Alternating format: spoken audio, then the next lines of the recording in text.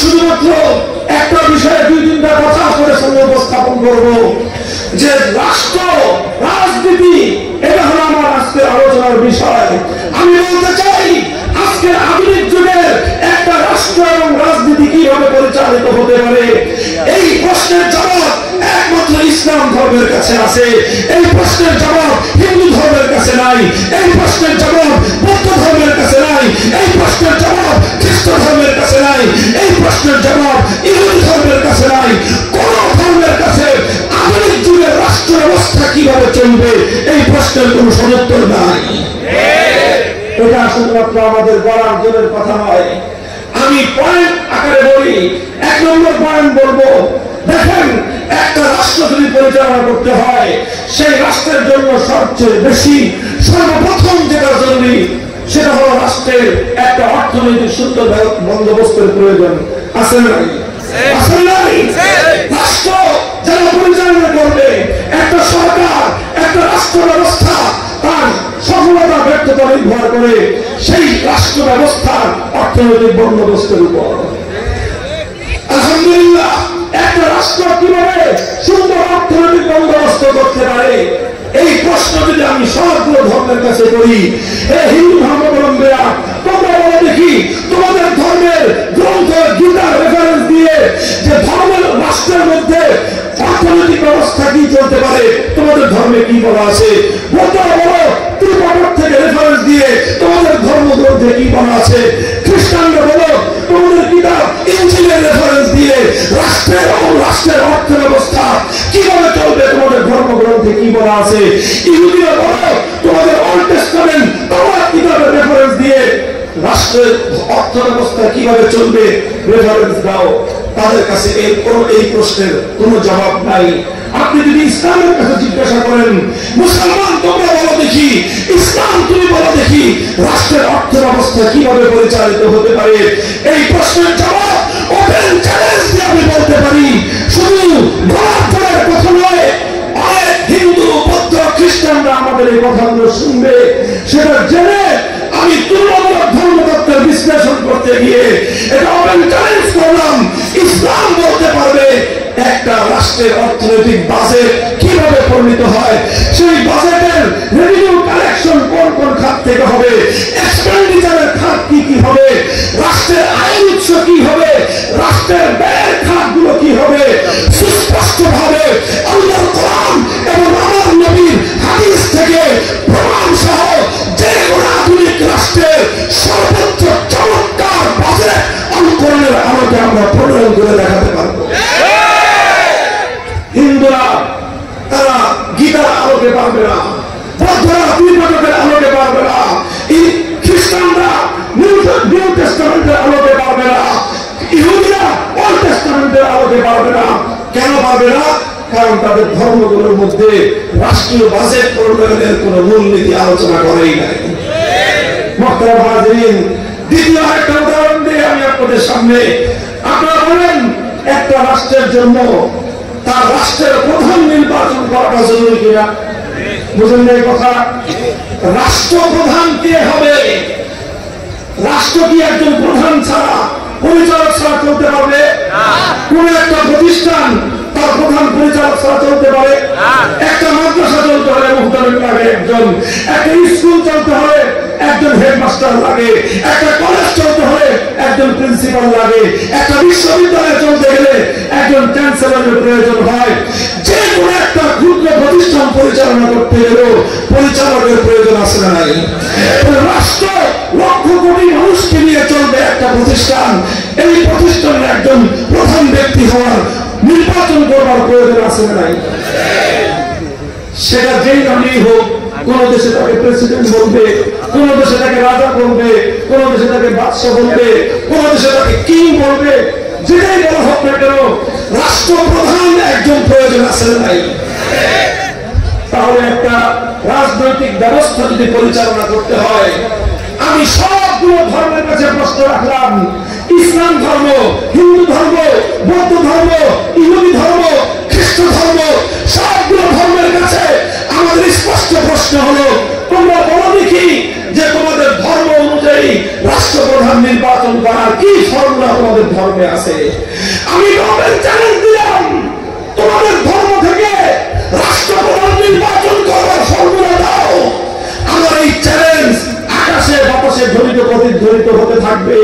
বছরের পর বছর, যুগের পর যুগ, শতাব্দীর পর শতাব্দী কেটে যাবে। হিন্দু, বৌদ্ধ, ইহুদি, খ্রিস্টান কোন ধর্মাবলম্বী তার ধর্মের রেফারেন্স দিয়ে রাষ্ট্রপ্রধান নির্বাচন করবার কোন সঠিক ফর্মুলা বিশ্ববাসীর সামনে উপহার দিতে সক্ষম নয়। যদি আমি ইসলামের কাছে প্রশ্ন করি, যদি তুমি ইসলামের কাছে প্রশ্ন করো, আমি ইসলামের একজন শিক্ষার্থী হিসেবে, আল্লাহর কোরআনের একজন তালিবুল ইলম হিসেবে, আল্লাহর পয়গম্বরের হাদিসের একজন শিক্ষার্থী হিসেবে দুনিয়াবাসীর কাছে মুখ ফুলিয়ে মাথা উঁচু করে গৌরবের সঙ্গে আমি বলতে পারবো, ইসলাম ধর্ম শুধু একটি রাষ্ট্রপ্রধান নির্বাচন করার ব্যবস্থাই দেয় নাই, বরং ইসলাম এমন একটি নির্ভুল ফর্মুলা দিয়েছে, ইসলাম এমন একটি চমৎকার ফর্মুলা দিয়েছে। আজ বাংলাদেশের এবং তাম পৃথিবীর গণতান্ত্রিক রাষ্ট্রগুলোতে নির্বাচন ব্যবস্থা নিয়ে দুনিয়ার মানুষ যে সংঘাত এবং লড়াইতে লিপ্ত হয়েছে, যদি আল্লাহ কোরআন ইসলাম প্রদত্ত রাজনৈতিক বন্দোবস্ত নির্বাচন ব্যবস্থা যদি কায়েম করা হয়, দুনিয়ার সকল ব্যবস্থার চেয়ে সর্বশ্রেষ্ঠ নির্ভুল ব্যবস্থা দুনিয়াবাসী উপহার পাবে। ইসলামের দেওয়া ব্যবস্থা আমি বিস্তারিত ব্যাখ্যা করবো না, শুধু নামটা বলে নেই। ইসলামের দেওয়া নির্বাচন ব্যবস্থার নাম হল আহলুল হাল্লি ওয়াল আকদ। আহলুল হাল্লি ওয়াল আকদের মাধ্যমে যার সার কথা হলো যে ইসলাম সর্বপ্রথম রাষ্ট্রপতি নির্বাচন করবে না, প্রথমে আমিরুল মুমিনিন নির্বাচন করবে না, প্রথমে খলিফাতুল মুসলিমিন নির্বাচন করবে না, বরং আমিরুল মুমিনিন রাষ্ট্রপ্রধান নির্বাচন করবার আগে ইসলাম ভোটার নির্বাচন করবে। কে ভোটার হতে পারে? যারা 2 টাকার চা খেয়ে 5 টাকার বিড়ি খেয়ে ভোটের আগের রাতে 1,000-5,000 টাকার ঘুষ খেয়ে অযোগ্য ব্যক্তিকে যারা ভোট দিয়ে দেয়, এই ধরনের খেয়ালকারী অযোগ্য ব্যক্তিদেরকে কোনদিন ইসলাম ভোটাধিকার দিতে পারে?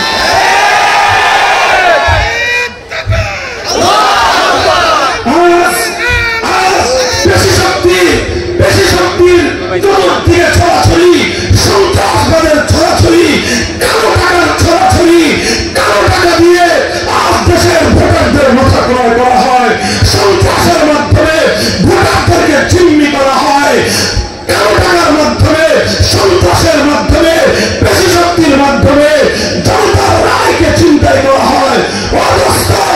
এই দুর্বলতার একমাত্র সমাধান পশ্চিমা ব্যবস্থা নয়, ইসলাম প্রদত্ত রাজনৈতিক ব্যবস্থা যদি কায়েম করা হয়, কোন জালিয়াতি চলবে না, কোন দুর্নীতিবাদের দুর্নীতির মাধ্যমে প্রধান নির্বাচিত হওয়ার কোন সুযোগ থাকবে না, কোন সুযোগ থাকবে না।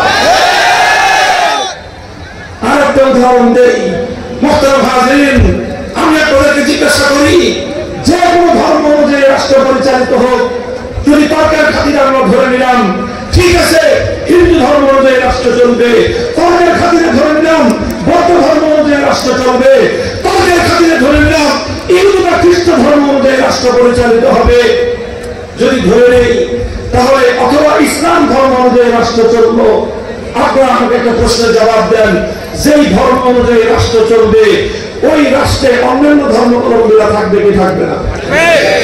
থাকবে কি থাকবে না? ইসলামী রাষ্ট্রে হিন্দুরা থাকবে কি থাকবে না? ইসলামী রাষ্ট্রে বৌদ্ধ খ্রিস্টানরা থাকবে কি থাকবে না? ঠিক একইভাবে হিন্দু রাষ্ট্রে মুসলমানরা থাকবে কি থাকবে না? বৌদ্ধ রাষ্ট্রে খ্রিস্টান রাষ্ট্রে মুসলমানরা থাকবে কি থাকবে না? থাকবে। যদি থাকে তাহলে প্রশ্ন হলো, সবগুলো ধর্মের কাছে আমি অভিন্ন প্রশ্ন রাখলাম, যে কোনো ধর্ম অনুযায়ী রাষ্ট্র যখন চলবে তখন সেই রাষ্ট্রে সংখ্যালঘু অথবা ভিন্ন ধর্মাবলম্বীদের কি অধিকার তোমার ধর্মের ব্যাপারে তুমি বর্ণনা করো। প্রথমে আমি হিন্দু ভাইদের কাছে প্রশ্ন রাখলাম, তোমরা আসো, লক্ষ লক্ষ হিন্দু ভাই বাংলার মাটিতে আছো, আমি তোমাদেরকে অসম্মান করতে চাই না, তোমাদের ধর্মকে আমি ক্রিটিসাইজ করতে চাই না, তবে তুলনামূলক বিশ্লেষণ করা এটা জ্ঞানের দাবি, এটা একটা আলোচনার দাবি, কথা বলা ঠিক না? আমি আমি সেই আলোচনার জায়গা থেকে হিন্দু ভাইদেরকে বললাম, তোমাদের ধর্মগ্রন্থের রেফারেন্স দিয়ে প্রমাণ করো তোমরা একটা হিন্দু ধর্ম অনুযায়ী রাষ্ট্র পরিচালিত হলে সেই রাষ্ট্রে মুসলমানরা কি কি অধিকার পাবে বলো। বৌদ্ধদেরকে বলবো, তোমরা বলো দেখি তোমাদের বৌদ্ধ রাষ্ট্রে মুসলমানদের অধিকার কি কি। খ্রিস্টান রাষ্ট্রের কাছে প্রশ্ন করবো, খ্রিস্ট রাজ্য যদি পরিচালিত হয় সেই রাজ্যে মুসলমানদের অধিকার কি কি। তোমরা তোমাদের ধর্মগ্রন্থের রেফারেন্সে বলো। আমাদের এই প্রশ্নের কোন সদুত্তর পৃথিবীর কোন ধর্মাবলম্বী মায়ের পরে জন্ম নেওয়া কোন বাপের বেটা নাই। আমাদেরকে জিজ্ঞাসা করো, ইসলাম ধর্মে অন্যান্য ধর্মাবলম্বীদের কি অধিকার আছে।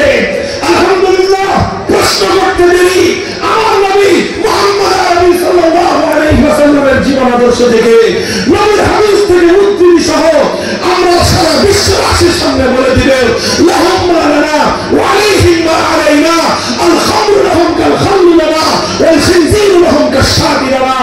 আমার নবী মুহাম্মদ আরবি সাল্লাল্লাহু আলাইহি ওয়াসাল্লাম দুনিয়ার সকল ধর্মাবলম্বীদেরকে বলে দিয়েছেন, ইসলামী রাষ্ট্রের মধ্যে একজন হিন্দু সেই অধিকার ভোগ করবে একজন মুসলিম যে অধিকার ভোগ করে। ইসলামী রাষ্ট্রের মধ্যে একজন বৌদ্ধ বা খ্রিস্টান সেই অধিকার ভোগ করবে একজন মুসলিম যে অধিকার ভোগ করে। শুধু এখানেই শেষ নয়, ইসলাম পরিষ্কার করে দিয়েছে ইসলামী রাষ্ট্রের মধ্যে একজন হিন্দু যার ধর্মে মদ্যপান করা বৈধ, একজন খ্রিস্টান তার ধর্মে যদি মদ্যপান করা বৈধ হয়ে থাকে, ইসলাম বলবে ইসলামী রাষ্ট্রের মধ্যে রাষ্ট্রের পারমিশন নিয়ে একজন হিন্দু মদ্যপান করতে পারবে, একজন খ্রিস্টান মদ্যপান করতে পারবে। এবং একটি ইসলামী রাষ্ট্রের মধ্যে একজন হিন্দু শুকর পালতে পারবে, শুকরের গোশত খেতে পারবে, একজন খ্রিস্টান শুকর পালতে পারবে, শুকরের গোশত খেতে পারবে। কোন মুসলমান যদি কোন হিন্দুর অথবা কোন খ্রিস্টানের একটা শুকরকে মেরে ফেলে, একটা শুকরের বাচ্চাকে যদি মেরে ফেলে, তাহলে ইসলামী আদালত সেই মুসলমানের কাছ থেকে একজন হিন্দুর একটা শুকরের বাচ্চার জরিমানা আদায় করে হিন্দুকে পরিশোধ করে দেবে। মুহতারাম হাজিরিন, এটা আমার কথা নয়, এটা আল্লাহর পয়গম্বরের হাদিস, এটা ইসলামী শরীয়তের মূলনীতির কথা। অদুনিয়ার মুসলিমরা আর ইসলাম সম্পর্কে অপপ্রচার চালানো হয়, ইসলামী রাষ্ট্র ব্যবস্থা সম্পর্কে অপপ্রচার চালানো হয়, ইসলামী খেলাফত ব্যবস্থা সম্পর্কে অপপ্রচার চালানো হয়। বলা হয় এদেশে ইসলামী রাষ্ট্র প্রতিষ্ঠা হলে নাকি হিন্দুরা থাকতে পারবে না। বলেন নাউজুবিল্লাহ। কে বলেছে কথা? আমি কনফার্ম করতে পারি, আমি চ্যালেঞ্জ করে বলতে পারি, আমি দায়িত্ব নিয়ে বলতে পারি, যদি আল্লাহর জমিনে ইসলাম কায়েম হয়, ইসলামী রাষ্ট্র ব্যবস্থা কায়েম হয়, কোন হিন্দু প্রাপ্য অধিকার থেকে বঞ্চিত হবে না। যদি ইসলামী রাষ্ট্র ব্যবস্থা প্রতিষ্ঠা হয়, বৌদ্ধ এবং খ্রিস্টানদের গায়ে কেউ অন্যায় ভাবে হাত তুলবে তো দূরের কথা, অন্যায় করার ইচ্ছা নিয়ে চোখ তুলে থাকার হিম্মত করতে পারবে না। হিন্দুরা মুসলমানদের কি কি অধিকার দিবে আমাদের জানা নাই। আমরা একটা রাষ্ট্র দেখি যে রাষ্ট্রের মধ্যে হিন্দুত্ববাদের আধিপত্য চলছে, যে রাষ্ট্রটাকে হিন্দুত্ববাদীরা দখল করে নিয়েছে, যে রাষ্ট্র 800 বছর পর্যন্ত ধীরে ধীরে গড়ে তুলেছিল মুসলমান, যে রাষ্ট্রটার প্রতিটি পাতায় পাতায়, যে রাষ্ট্রের প্রতি ইঞ্চি মাটিতে মুসলমানদের 1000 বছরের অবদানের শিকার হয়েছে, সেই রাষ্ট্রে আজ মুসলমানরা এমন ভাবে বসবাস করছে, মুসলমানরা গরুর গোশত খাওয়ার অপরাধে সেই হিন্দুত্ববাদীরা মুসলমানদের যুবকদেরকে জ্বলন্ত আগুনে পুড়িয়ে হত্যা করছে। কথা বলেন ঠিক ভেবে ঠিক? বৌদ্ধরা গৌতম বুদ্ধের আদর্শের কথা বলে, অথচ সেই সকল বৌদ্ধ রাষ্ট্রে আমার তোমার পার্শ্ববর্তী মায়ানমারের মধ্যে রাখাইন রাজ্যে প্রায় 1300 বছরের মুসলমানদের প্রাচীনতম নগরী সেই আরাকানের রোহিঙ্গা মুসলমানদেরকে এই বৌদ্ধরা শুধুমাত্র ইসলামের অপরাধে কি নির্মম নির্যাতন তাদেরকে করেছে। বাবার সামনে সন্তানকে কুপিয়ে হত্যা করেছে, সন্তানের সামনে মায়ের ইজ্জত লুণ্ঠন করেছে, ভাইয়ের সামনে বোনকে ধর্ষণ করেছে। তারা একজন গর্ভবতী মাকে তার মায়ের চোখের সামনে মায়ের পেট বিদীর্ণ করে সেই মায়ের গর্ভ থেকে সদ্য প্রসূত সন্তানকে বের করে মায়ের চোখের সামনে সেই সন্তানকে দিয়ে ফুটবল খেলেছে। এরপরে সেই মাকে টুকরো টুকরো করে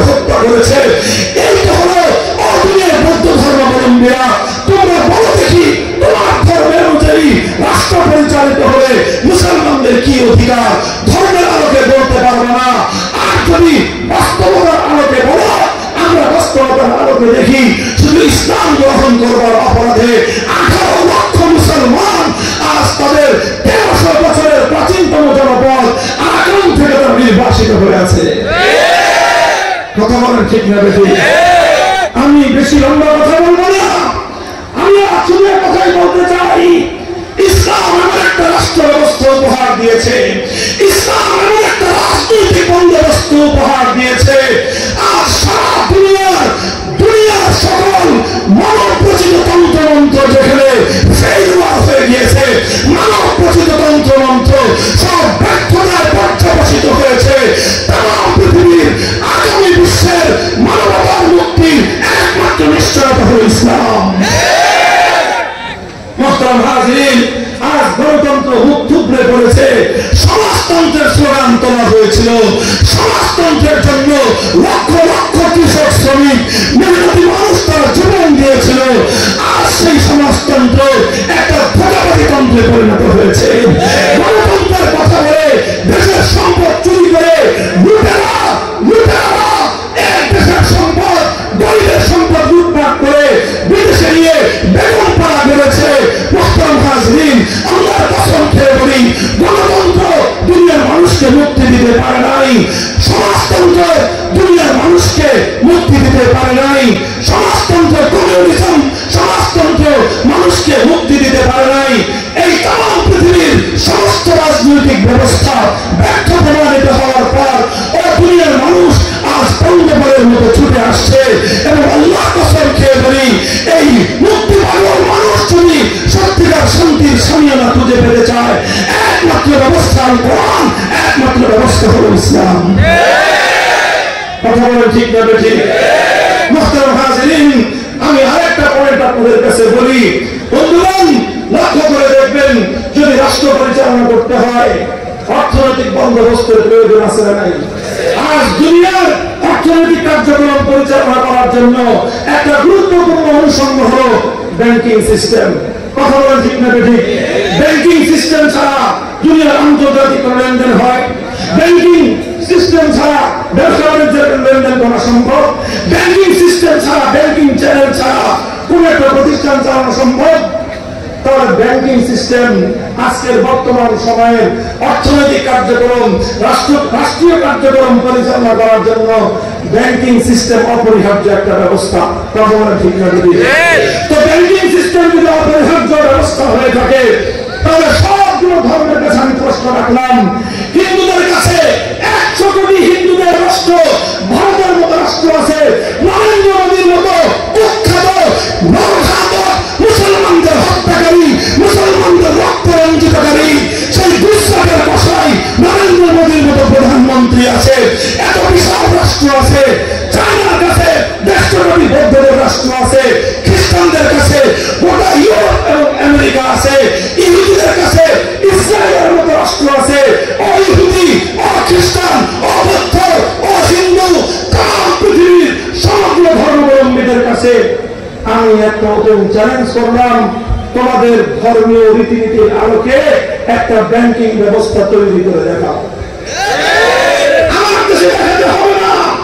এই নরেন্দ্র মোদী, তুমি তোমার দিল্লিতে একটা ব্যাংক কায়েম করো, সেই ব্যাংকটা তোমার হিন্দু ধর্ম অনুযায়ী চলবে। চায়নার প্রেসিডেন্ট জিনশিয়াং, তুমি তোমার রাষ্ট্রের মধ্যে তোমার পিডিএ একটা ব্যাংক পরিচালনা করো, একটা ব্যাংক প্রতিষ্ঠা করো, যে ব্যাংকটা বৌদ্ধ ধর্ম অনুযায়ী চলবে। খ্রিস্টবাদী শক্তি ইউরোপ এবং আমেরিকা, ডোনাল্ড ট্রাম্প, তোমার রাষ্ট্রের ওয়াশিংটনে একটা ব্যাংক প্রতিষ্ঠা করে দেখাও, যে ব্যাংকটা খ্রিস্টান ধর্ম অনুযায়ী চলবে, যে ব্যাংকটার নাম হবে খ্রিস্টান ব্যাংক। হ্যাঁ, নেতানিয়াহু, কুখ্যাত ইসরায়েলের রাষ্ট্রপতি প্রধানমন্ত্রী, তুমি তোমার ইসরায়েলের তেল আবিবে একটা ব্যাংক প্রতিষ্ঠা করে দেখাও, যে ব্যাংকটা ইহুদি ধর্ম অনুযায়ী পরিচালিত হবে। এটা আমি চ্যালেঞ্জ করলাম। আমার এই চ্যালেঞ্জ এইভাবে মিডিয়ার মাধ্যমে ইথারে পাথারে তারা পৃথিবীতে বিচরণ করবে। জবাব কি হবে আমি আগাম জবাব দিয়ে যাই, চ্যালেঞ্জ করে বলে গেলাম, আমার এই প্রশ্নের জবাব দেওয়ার মতো দুনিয়াতে ইসলাম ধর্মাবলম্বী ছাড়া অন্য কোন ধর্মের কোন বাপের বেটার জন্ম হয় না। আপনি যদি মুসলমানদেরকে জিজ্ঞাসা করেন আজকে 21 শতক